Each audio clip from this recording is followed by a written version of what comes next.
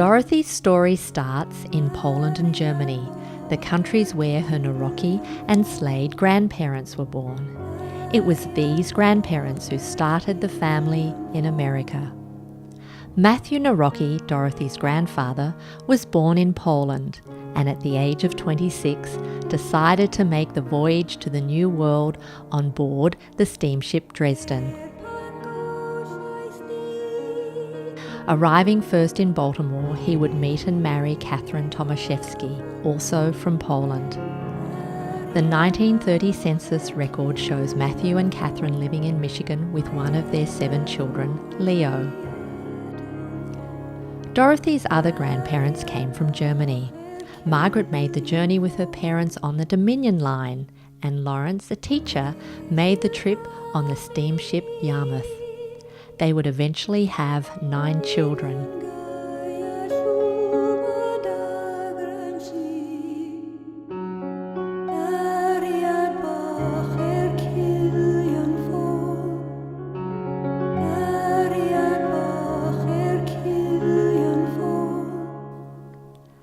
Dorothy's mother, also Dorothy, was in the middle of the family.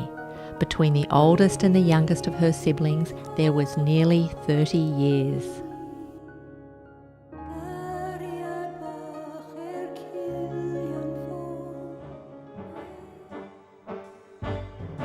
In America, Dorothy's father, Bernard Nawrocki, joined the thriving US car-making industry, becoming foreman with the Hayes Body Company and Grand Rapids Metalcraft, helping construct vehicles like the Cord L29 convertible. He died aged only 46, and Dorothy's mum spent the rest of her life with Joseph Postek by her side.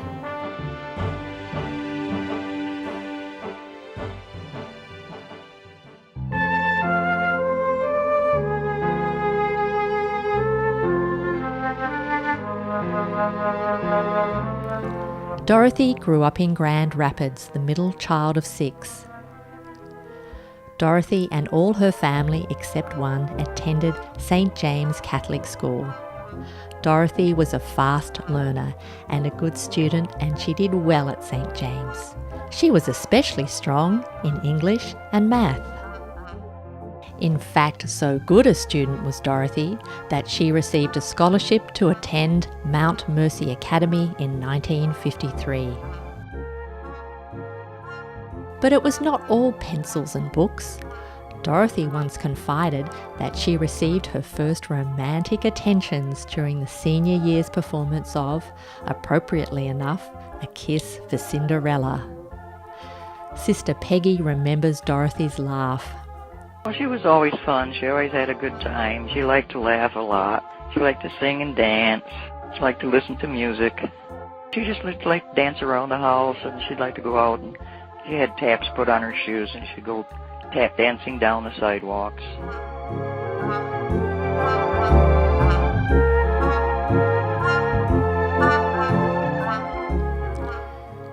Sadly, family finances prevented Dorothy from completing high school. That would have to wait a few years. At one time, Dorothy had considered becoming a nun, and in her heart she always remained close to the church.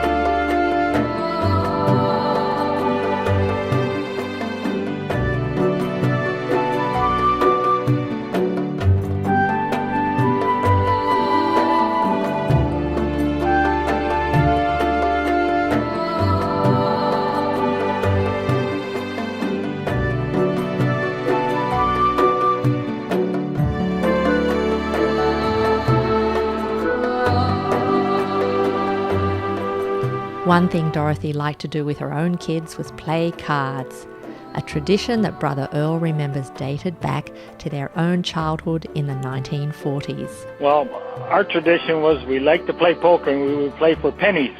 After we ate dinner and everything got settled in for a while, she'd come up and grab this great big covering on the table and rip it off and throw it on the floor, and she'd say it's time. We'd all sit around the table and gab for hours and play cards, play some kind of poker games and so on, just for pennies, and just like a conversation thing, but we were having fun.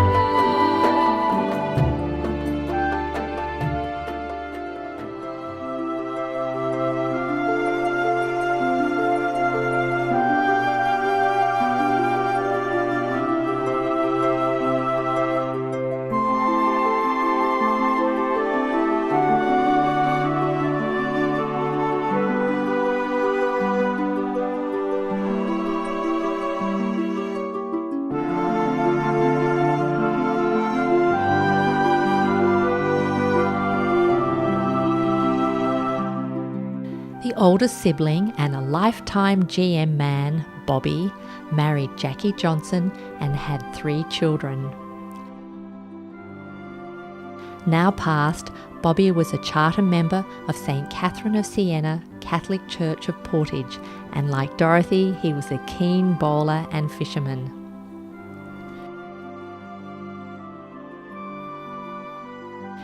Peggy may have had it the toughest. When their father died, Peggy quit school to help support the family. When Dorothy was old enough, she took over Peggy's old job. A lifetime in retail, husband Dennis, 2 daughters and now a great-grandmother, Peggy is one of just 2 surviving siblings.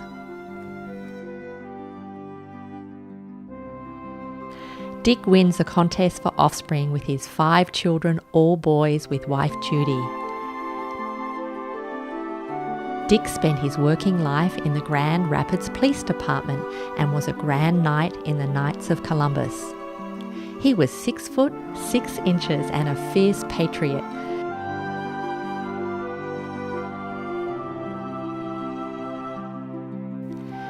Terry was tall like Dick and in law enforcement too. Terry served in the Army and spent 25 years in the Kent County Sheriff's Department. It was a tragedy for all the family, especially for Betty and their 2 boys and the grandkids, when Terry died at just 61.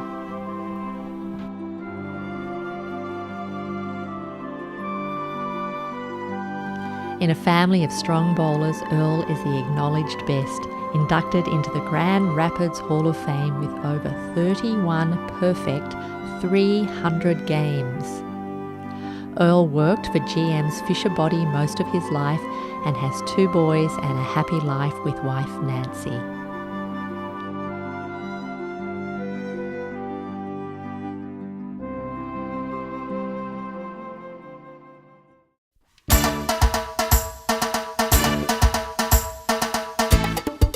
Bernie worked as a claims adjuster for auto owners insurance, and he and Dorothy worked hard all of their lives. Always busy preparing food in her own kitchen and sometimes even catching and killing that food, Dorothy became one of the first unionized female butchers in Michigan. And in 1976, Dorothy finally earned her high school GED from the state of Michigan. But for all that, Dorothy had a huge thirst for life and a deep joy in her family, her friends, and in her many passions.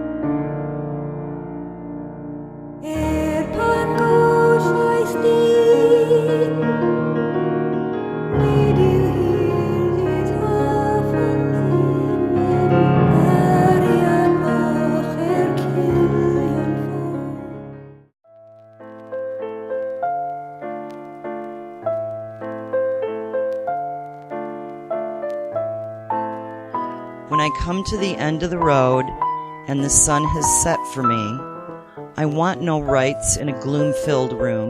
Why cry for a soul set free? Miss me a little, but not too long, and not with your head bowed low. Remember the love that we once shared. Love me, but let me go. For this is a journey we all must take, and all must go alone. It is all part of the Master's plan, a step on the road to home. When you are lonely and sick of heart, go to the friends you know, and bury your sorrow in doing good deeds.